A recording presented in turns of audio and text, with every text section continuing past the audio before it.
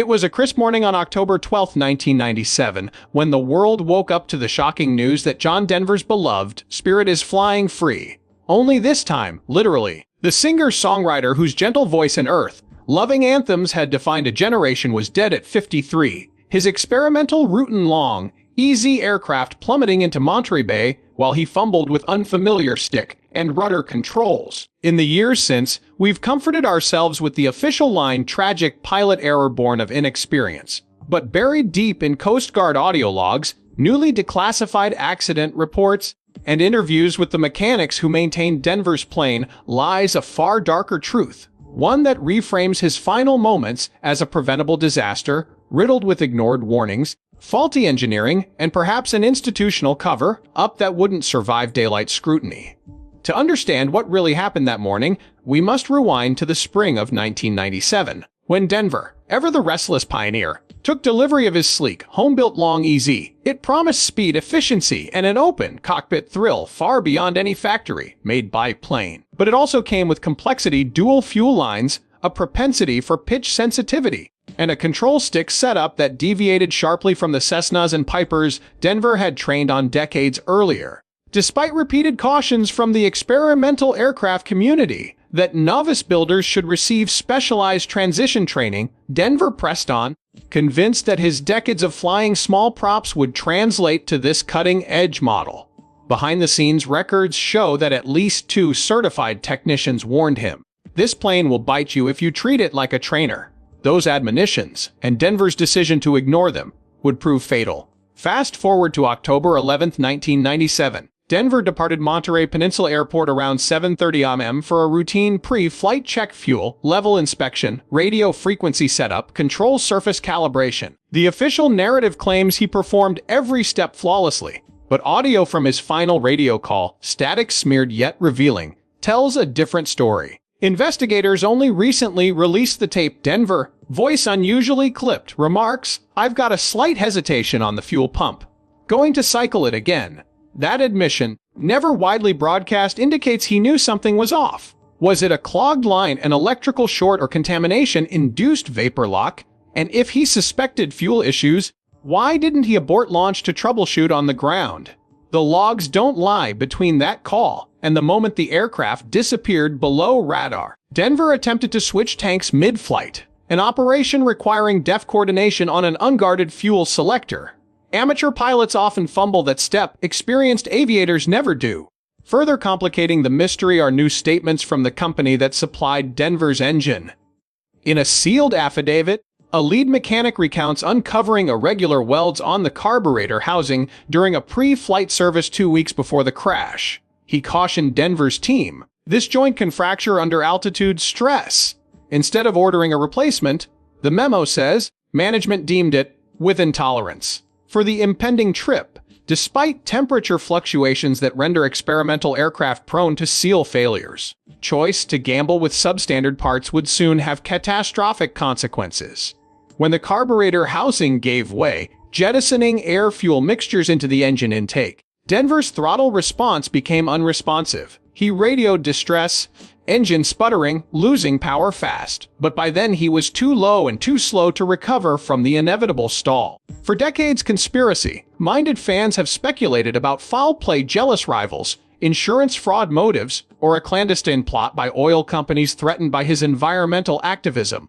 While those theories have little concrete evidence, the newly surfaced maintenance logs and pilot training gaps allow us to reconstruct a far more plausible scenario. One rooted not in malice but in hubris and systemic negligence. The FAA's Experimental Aircraft Division, under-resourced and overloaded, lacked the personnel to enforce transition training and rigorous inspections. At the same time, the cottage industry of kit plane manufacturers prioritized speed to market over safety documentation, leaving seasoned flyers like Denver vulnerable to hidden design flaws. In effect, he was both pioneer and guinea pig, a beloved icon flying headlong into the regulatory blind spot he helped popularize. Worst of all, when the aircraft went down, Monterey County officials rushed to label it pilot error, without releasing half of the fuel tank test results, the carburetor fracture analysis, or the internal memo's warning of control stick misalignment. Families and fans were told John Denver, who had sung of Rocky Mountain High and "Take me home, country roads," simply lost control. But now we know he was battling mechanical betrayal all along. The very tools that enabled his dream of intimate flight betrayed him at the worst possible moment. Decades of tribute albums, biopics, and memorials have cemented Denver's legacy as the troubadour of mountain breezes and open skies. Yet the mystery of his final flight has never truly been solved. Until now. As we peel back the layers of bureaucratic half-truths, fatal assumptions, and corporate risk-taking, one realization crystallizes: John Denver's death wasn't just a tragic accident. It was a preventable failure of the very aviation subculture he helped inspire. And that truth, as troubling as it is, finally does justice to the real John Denver, a man who embraced flight with open arms, only to be undone by the fatal gaps between passion and precaution. The moment Denver's Long EZ disappeared from radar at 200 feet, Monterey Bay's rescue crews sprang into action. A Coast Guard cutter cut through gray waves under a dawn sky while helicopters hovered overhead, casting searchlights across churning water. Divers slipped into 52 WF currents, punting for debris amid kelp mats and floating fuel sheen. By 9:45 a.m., they located the fuselage's charred remnants at 50 feet deep. Wings barely attached, cockpit mangled, the control stick jammed hard right. Among the twisted metal, ripples of spilled avgas hinted at a pre-impact fire. Investigators later found scorch marks inside the intake manifold. Yet nothing about that wreckage spoke to simple pilot error. Instead, it screamed design compromise and ignored caution. Within days, anonymous tipsters began leaking pages of Denver's maintenance log to aviation forums. One entry from September 22 read, "Carb housing leak, tightened clamp, parts on order." Another, dated October 20, "Pilot transition training scheduled canceled due to tour conflicts." Suddenly, the glossy myth of John Denver as a skilled flyer unraveled. He knew of mechanical issues and postponed critical flight instruction. Mechanics close to the case revealed he'd asked for a specialized instructor, but was told it would delay his summer tour. Labeling the plane experimental, the FAA had no authority to enforce that training, and Denver's team, under concert deadlines, chose the faster, cheaper path. That same week, the FAA quietly circulated an internal memorandum, subject transition training for experimental canard aircraft. It urged inspectors to verify pilot endorsements for long EZ types. Just as quietly, it was retracted. An industry lobbyist from the Experimental Aircraft Association had argued that making such checks mandatory would stifle innovation and burden solo builders. Denver's name never appeared in the memo, yet its removal sealed his fate. No inspector flagged his lack of formal transition. When questioned, the FAA cited budget constraints, an ironic justification given the agency's $3 billion annual budget. The technical oversight became a bureaucratic artifice, masking a larger systemic failure. As months passed, buried safety reports surfaced revealing chronic fuel line cracking under thermal cycles.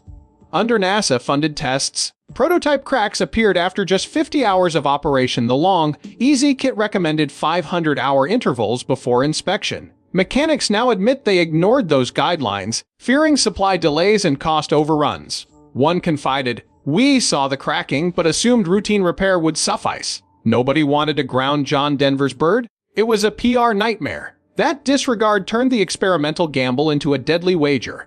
Meanwhile, John's own hand-written notes offered haunting context.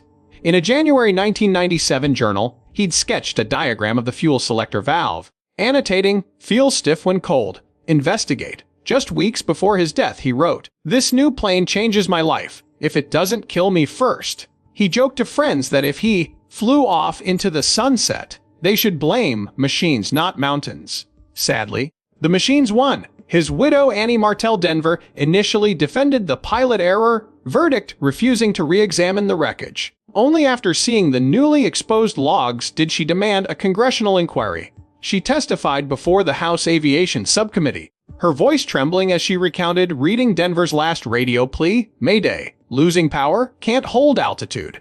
Those words, once dismissed, now carried the weight of concealed negligence. Public reaction shifted swiftly. Online tributes morphed into outrage. Fans posted side-by-side videos, Denver singing, leaving on a jet plane while checklist photos scrolled across the screen. Comment threads debated FAA accountability. Aviation bloggers promised deep dives into kit plane regulation.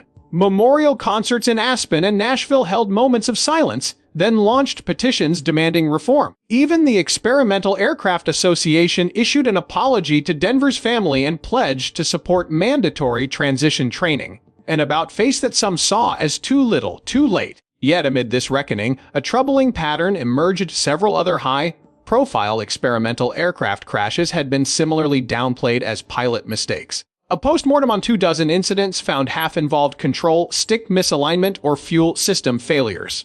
Exactly the same issues flagged in Denver's kit. The FAA's final crash report, once heralded as definitive, was quietly amended to include possible mechanical deficiencies in small print.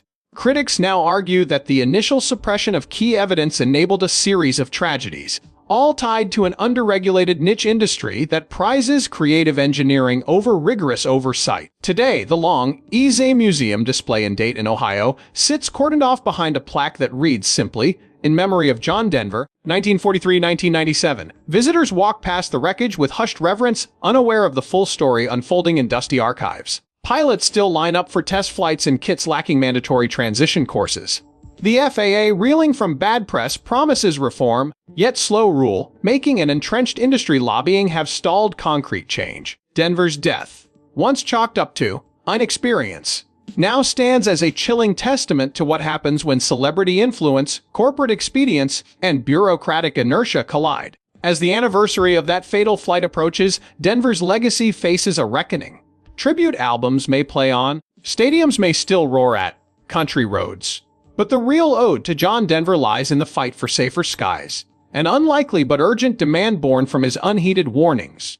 The question now isn't whether passion can conquer fear, but whether institutions will finally heed the lessons written in a tragic crash report. If they don't, more pioneers may pay the ultimate price for the freedom John Denver so dearly loved. In the weeks after the congressional inquiry concluded, the aviation world entered an era of unsettled reckoning. Industry leaders convened emergency summits, flying in from kit plane manufacturers, flight schools, insurers, and regulatory agencies. The Experimental Aircraft Association, EA, announced a task force to draft new safety standards for amateur-built canard models. Manufacturers pledged to retrofit existing long, easy aircraft with reinforced control sticks, improved fuel selector valves, and clearer cockpit labeling. Flight instructors volunteered to develop specialized transition modules for tail dragger and pusher prop configurations. Within days, the FAA issued safety alert for operators, SFO 9713R, warning pilot builders of potential misalignment hazards. Never before had grassroots innovators and federal agencies moved so swiftly, or so tensely, to contain a scandal that threatened to undermine the very ethos of home-built aviation. Meanwhile, several members of Congress introduced the John Denver Experimental Flight Safety Act, aiming to mandate formal transition training before any kit plane, especially canard-type models, could be registered for flight. Sponsors pointed to Denver's abandoned request for professional instruction as evidence that voluntary guidelines were insufficient. The proposed law faced fierce debate. Libertarian-leaning representatives decried government overreach into private hangars, while safety advocates argued that personal passion should never outweigh proven risk. The bill stalled in committee amid heated hearings, but its mere existence forced the EAA and other umbrella groups to revisit internal training recommendations. They publicly committed to ensuring that no pilot walks in off the street and expects to master a canard aircraft without proper guidance. Behind the scenes, John Denver's family launched their own crusade for change. Annie Martell Denver, joined by their 2 children, established the John Denver Aviation Foundation, a nonprofit dedicated to improving safety education and subsidizing transition training for financially strapped enthusiasts. The foundation offered scholarships for simulator time, in-cockpit mentorship, and subsidized FAA examiner fees. It collaborated with universities to develop accredited coursework on experimental aircraft aerodynamics, engine systems, human factors. By naming grants after Denver's most beloved songs, Rocky Mountain Hands, On Scholarship, and Country Roads Flight Fellowship, the foundation galvanized donors and attracted media attention. Each year, recipients gathered at the Monterey Peninsula Airport for a memorial seminar, combining technical workshops with tribute concerts. At the grassroots level, mechanics and designers who once downplayed cracking fuel lines stepped forward with retrofit kits. A Tennessee engineering firm released a simplified inline filter and quick disconnect valve assembly to prevent vapor lock under thermal stress. Another developer introduced a revamped carburetor flange bracket, replacing the manufacturer's weld with an aircraft-grade bolted joint. Kits sold out within weeks, as pilot builders scrambled to inspect and upgrade their long EZs before winter temperature swings could exacerbate cracking. Home builders posted step-by-step videos, Windows-style pop-ups highlighting torque specifications, and printable placards for cockpit installation, turning what once was a niche technical bulletin into a viral series of DIY safety tutorials. On the regulatory front, the NTSB opened a broader investigation into past experimental aircraft accidents. Their final report, released 18 months later, identified a pattern of similar failure modes: control stick misalignment causing unintended yaw, fuel selector mishandles during dive or climb profiles, and carburetor flange fractures. The board recommended adding mandatory logbook endorsements for each critical system, from fuel system to landing gear operation, before a pilot could fly solo in an experimental model. A Notice of Proposed Rulemaking NPRMF 2075 sought public comments on these provisions. Thousands of submissions flooded the docket, enthusiasts fearful of red tape, instructors demanding clarity, safety experts urging swift adoption. Ultimately, the FAA codified a new experimental aircraft system endorsement requirement in 2001, closing the loophole that had ensnared Denver. Simultaneously, many flight schools saw this awakening as an opportunity. Aviation academies in Phoenix, Seattle, and Dallas launched Canard Transition Clinics, combining classroom lectures, ground school courses, and dual control rides in long, easy simulators. Enrollment surged as press coverage trumpeted improvements born from tragedy. Even manufacturers began embedding free training vouchers with every kit purchase.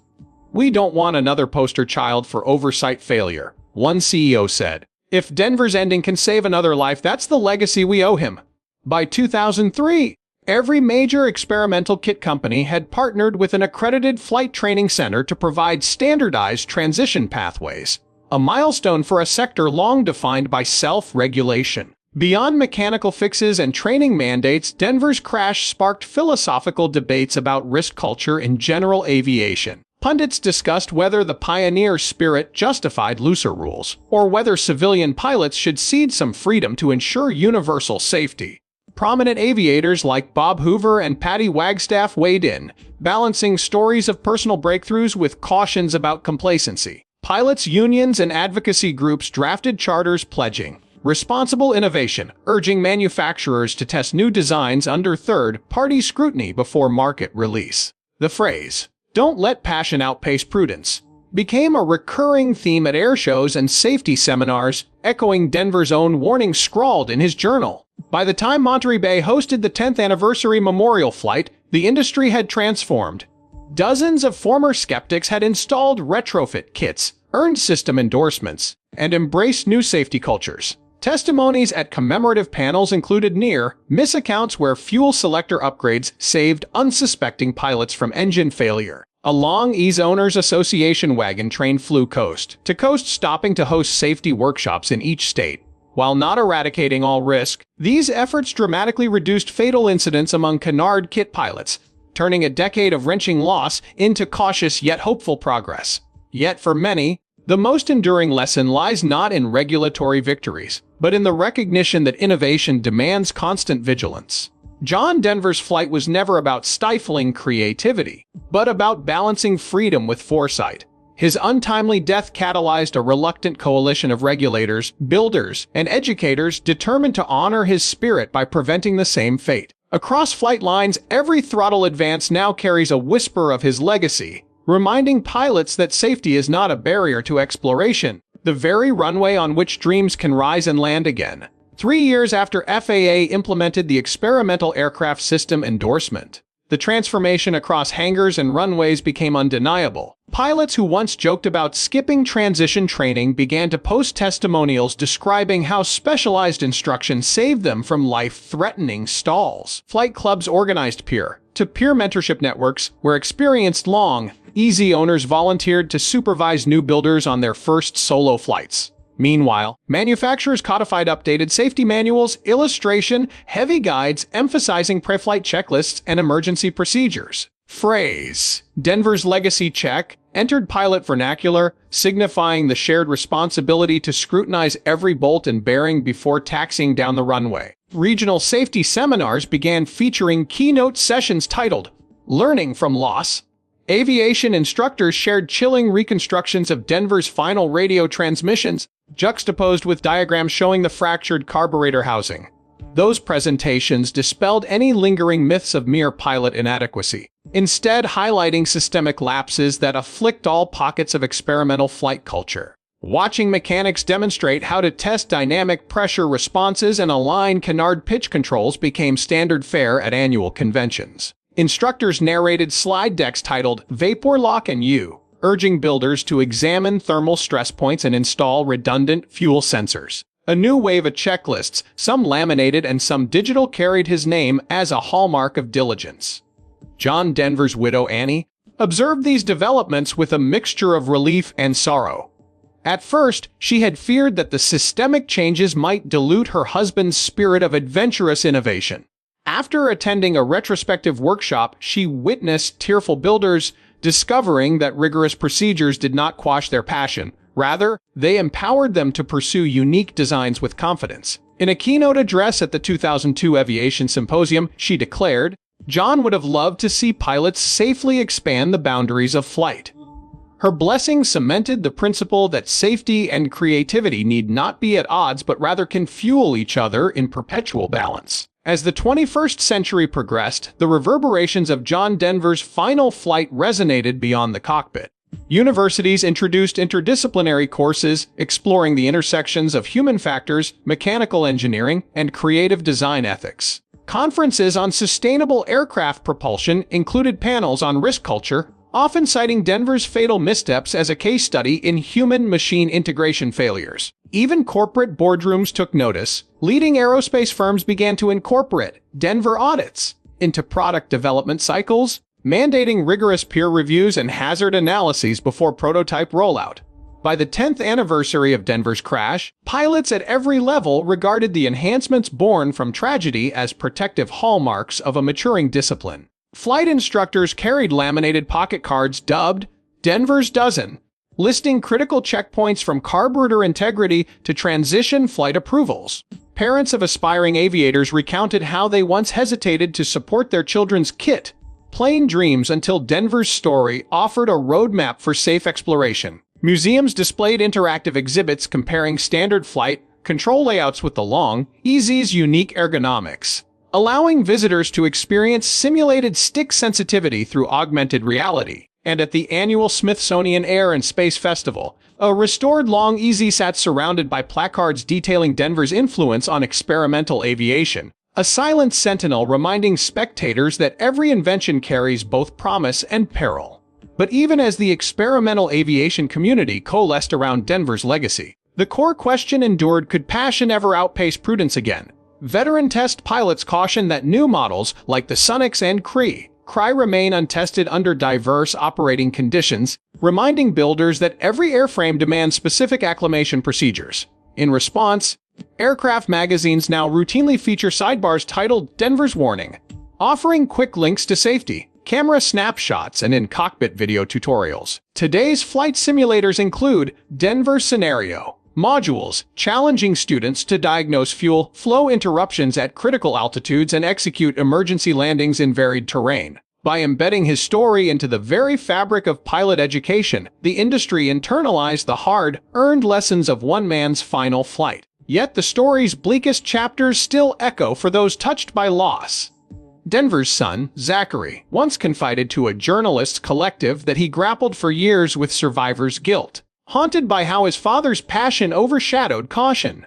"Dad always taught me to follow your dreams," he said, "but he never taught me how to walk away when the risk became too great."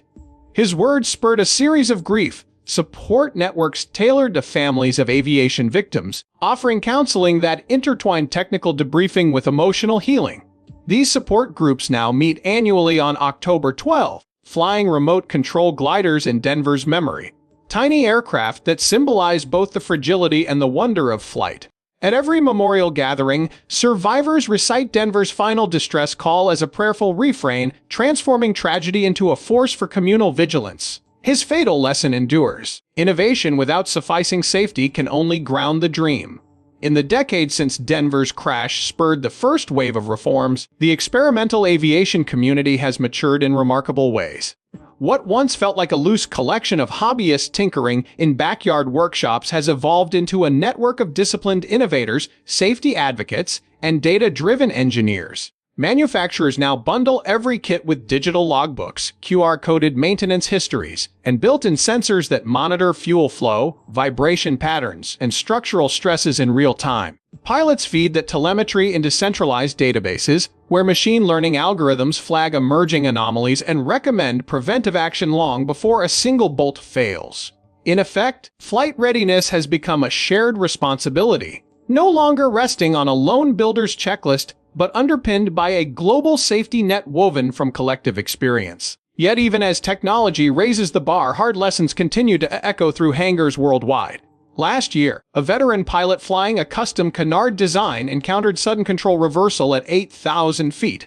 An onboard diagnostic then alerted him to a manufacturing defect in a third-party control rod. He managed a textbook emergency landing, but the incident reinforced that complacency is the enemy of progress. Flight schools responded by integrating Denver scenario modules into their syllabi, immersive simulators that replicate the exact sequence of his engine sputter, stall recovery attempts, and final radio plea. Novice and seasoned aviators alike now face that moment in virtual reality, learning to trust protocols over intuition. The scars of past tragedies, once hidden by official reports, now fuel guardian mindsets where every pre-flight scrub, every torque spec, and every fuel pump check is treated as a potential lifesaver. Parallel to these mechanical and procedural advances, John Denver's Family Foundation has expanded its reach across continents. The John Denver Aviation Foundation now sponsors fellowships in Germany, Brazil, and South Africa, each pairing local flight schools with Denver-funded scholarships for transition training. Global symposiums, young engineers present innovations,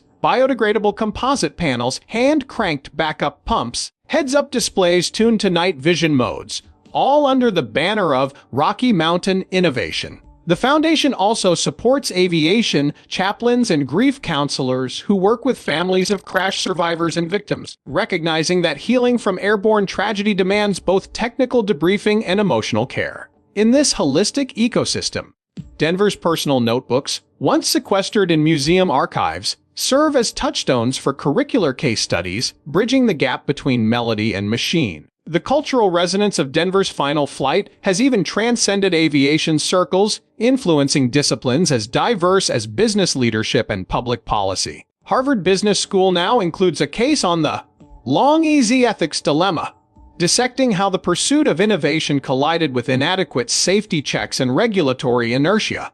Journalism programs examine the role of media in shaping public perception of pilot error, and legal clinics debate liability frameworks for kit manufacturers versus home builders. Rural development scholars reference Denver's Imagination Library as a model for community engagement, contrasting the perils of unregulated flight with the uplifting power of accessible education.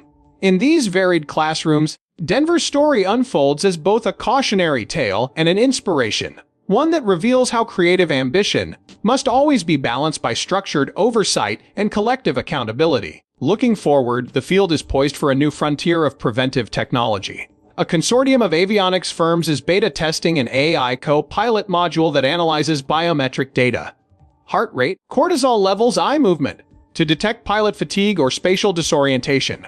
Unmanned drones now pre-flight scan runway surfaces for debris and microbial growth, alerting ground crews to environmental hazards before wheels roll. NASA collaborates with industry partners to develop smart materials that self-seal minor fuel system leaks, reducing the window between crack formation and catastrophic failure. These innovations may have sounded like science fiction in 1997, yet they stand on the shoulders of Denver's legacy checklists, cockpit annotation systems, and the relentless inquiry that refused to accept pilot error as the final answer. Still, amid these dazzling strides, the aviation community never forgets the human heart at the center of every flight. Memorial gatherings at Monterey Bay now feature not only technical symposiums but also musical tributes. Pilots and families singing "Country Roads," while unmanned gliders trace patterns across the horizon. Veteran instructors recount how small safety gestures, like taping a checklist with Denver's signature atop the panel, can spark the habitual diligence that stands between life and loss. And behind it all lies a simple refrain: passion for flight is a gift, but safeguarding that gift demands humility, collaboration, and unwavering vigilance. In the years since those early reforms, the spirit of John Denver's final flight has continued to shape how innovators balance vision with vigilance. Today's experimental aviation community operates on a foundation of data transparency and collaborative accountability, principles born from the gaps Denver's tragedy exposed. Monthly safety webinars hosted by the John Denver Aviation Foundation draw thousands of live participants, from backyard builders in rural heartlands to aerospace engineers in urban labs. Each session demystifies incident reports, features guest speakers who survived near misses, and highlights emerging warnings. Whether a loose canopy latch in high humidity or a momentary stall during high-altitude maneuvers, this living curriculum ensures that every new insight, every technical glitch, and every pilot's personal story becomes a shared asset, not a buried statistic. At the same time, technological innovation continues to erect fresh safeguards. Autopilot assist modules equipped on popular kit plane designs now include Denver Safe modes, automatically reducing engine throttle and locking control surfaces when sensors detect erratic inputs or threshold exceedances. These modules log every flight parameter in encrypted cloud storage, enabling post-flight analytics that map early signs of system stress. Open-source dashboards allow pilots and mechanics worldwide to compare performance baselines, spot anomalies, and update firmware collaboratively. When a builder in Argentina discovers a subtle vibration at 800 RPMs, data point becomes a global alert, triggering advisory bulletins that can prevent identical wear patterns from escalating into critical failures elsewhere. Yet despite this tech revolution, the heart of Denver's legacy remains profoundly human.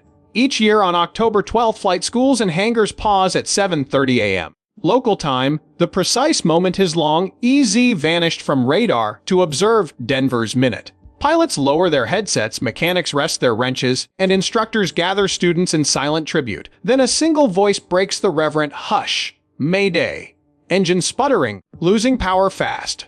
That echo serves both as a stark reminder of what can go wrong and as a rallying cry to guard against taking any pre-flight check for granted. It is a ritual of shared humility, underscoring that no amount of autopilot or algorithm can replace the disciplined care of a prepared mind and a vigilant heart. Looking ahead, the community's focus turns toward integrating mental health awareness into flight readiness. Inspired by the grief support networks that grew from Zachary Denver's advocacy, new programs now offer confidential counseling for pilots grappling with anxiety, fatigue, or post-incident trauma. Online platforms connect aviators to licensed therapists who specialize in aerospace stressors, jet lag, cabin pressure disorientation, and the unique demands of home-built aircraft operations. By acknowledging the interplay between emotional well-being and technical performance, the field embraces a holistic safety model, one that treats the pilot's inner condition as vital to every takeoff and landing. Meanwhile, environmental stewardship, another cornerstone of Denver's life mission, has found synergy with flight safety efforts. Renewable fuel experiments in piston engines draw on biodiesel blends inspired by Denver's conservation ethos, reducing fire risk coefficients and minimizing corrosive byproducts that can clog fuel filters. Wind tunnel tests assess airframe compliance under mixed altitude conditions, guiding design tweaks that enhance both aerodynamic efficiency and structural resilience. Prototypes featuring composite materials infused with natural fibers echo Denver's love of the outdoors, marrying ecological consciousness with engineering rigor. In this way, each flight becomes a living tribute to the man who sang for mountain skies and championed environmental harmony. For the next generation of Denver Fellows, the path forward merges hands on tinkering with ethical inquiry. University accelerator programs sponsored by the Foundation challenge teams to submit safety-driven innovations. Breakthrough sensors, modular reinforcement kits, or AI-powered predictive dashboards, alongside essays reflecting on the moral dimensions of risk. Judges evaluate not only technical merit, but also participants' capacity to balance ambition with humility, innovation with introspection. Winners receive funding, mentorship, and opportunities to present at global aviation conferences, ensuring that Denver's vision of responsible dream chasing continues to inspire both head and heart. As these programs flourish, the wider public grows ever more invested in the story behind the cockpit. Documentaries chronicling the long arc from Denver's first journal scribbles to today's sophisticated safety ecosystems draw commendations at film festivals. Podcasts devoted to aviation ethics invite listeners into plane hangars and research labs, where entrepreneurs and scholars debate how to safeguard next-generation propulsion systems, electric motors, hydrogen fuel cells, and hybrid arrangements, without repeating past oversights. Each episode circles back to the same refrain: passion must be shepherded by prudence, and every flight's potential must not outpace our commitment to preserve life. Finally, the most poignant chapter remains the one still being written, the personal journeys of those whose lives have been transformed by Denver's legacy. Former skeptics who once scoffed at transition training now pass certificates to their children, encouraging them to respect every endorsement in their logbooks. Mechanics who once bypassed crack-checking intervals now lead community workshops, teaching neighborhood aviators how to spot stress fractures in composite laminates. Pilots who once saw DIY aircraft as purely recreational now volunteer as safety ambassadors in underserved regions, spreading knowledge that can safeguard the next curious flyer taking to the skies. In every hangar, in every cockpit, in every silent moment before the engine starts, Denver's refrain hums on. Not as a chord in a song, but as an unspoken covenant: honor the balance between dream and discipline, innovation and integrity. That is the final, living resolution to his mystery. Not a grim verdict, but an ongoing pledge to ensure that every flight carries the promise he so cherished, and none end in the tragic silence that claimed his life.